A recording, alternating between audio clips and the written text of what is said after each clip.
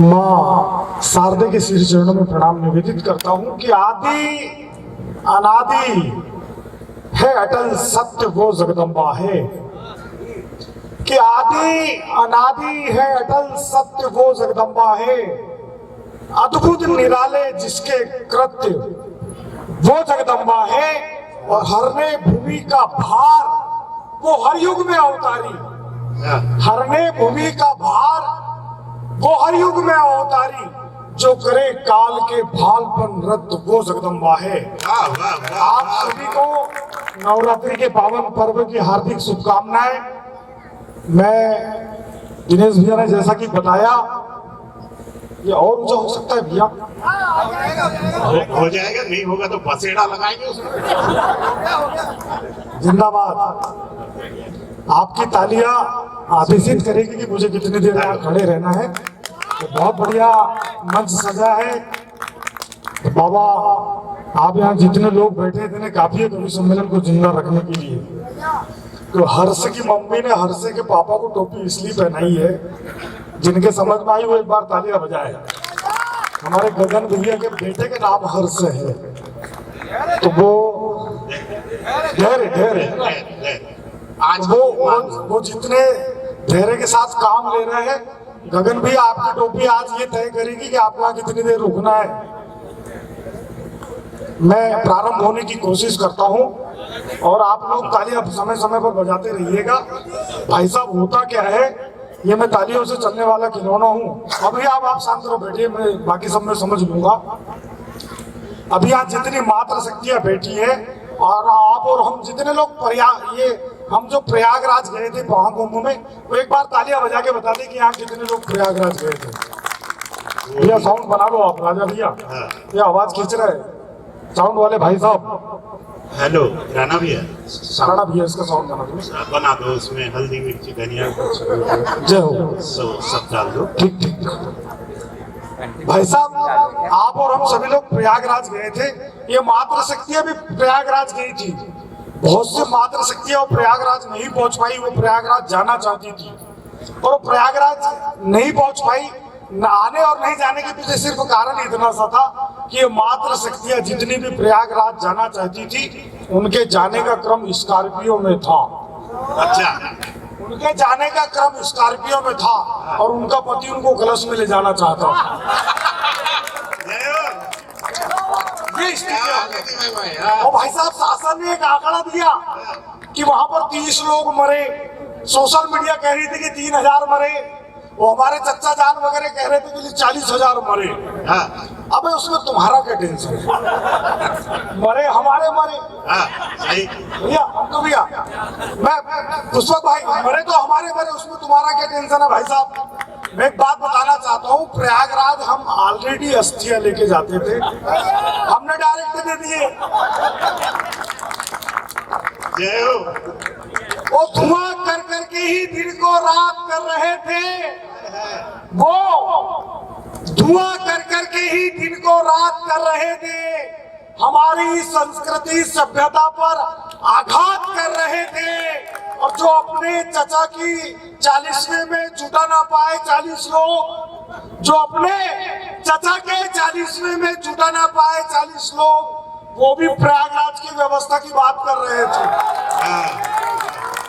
और भाई साहब, मैं आपको एक बात बताना चाहता हूँ कि जो देखा नहीं था अब तक, वो आज देखना था।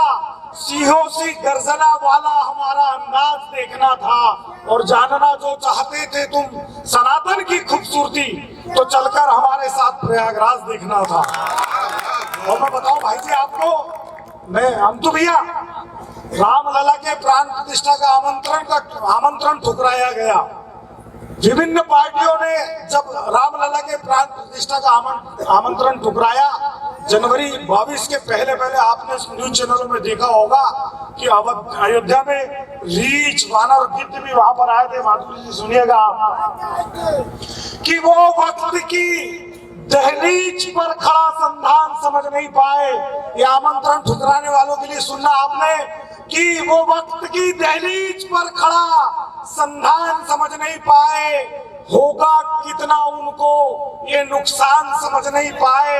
और रीछ बानर गिद्ध आए हैं रामलला के दर्शन को, ये पशु पक्षी समझ गए पर इंसान समझ नहीं पाए।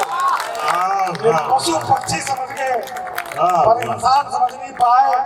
बहुत बहुत धन्यवाद। ये अपना विषय नहीं है भाई साहब, अपन चेक कर रहे थे कि आप लोग तालियां वालियां बजा देंगे, अपन अपना क्रम बदलना चाहते हैं। एक बार जोरदार इसके लिए अपने को बुलाया, वो काम अपन कर ले तो काम की बात है।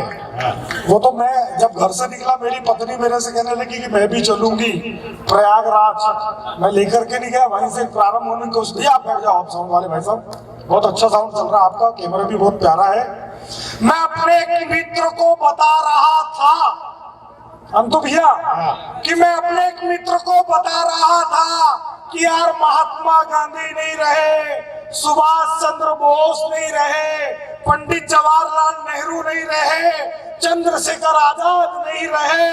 बोले भैया इन सब बातों से तुझे क्या टेंशन है?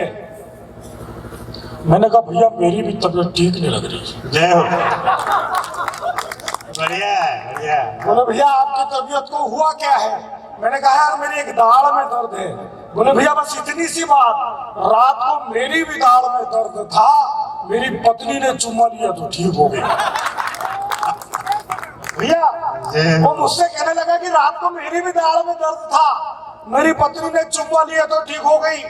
मैंने कहा भाई साहब आपकी पत्नी घर को है क्या? बढ़िया भैया। मैंने कहा भाई साहब आपकी पत्नी घर को है क्या?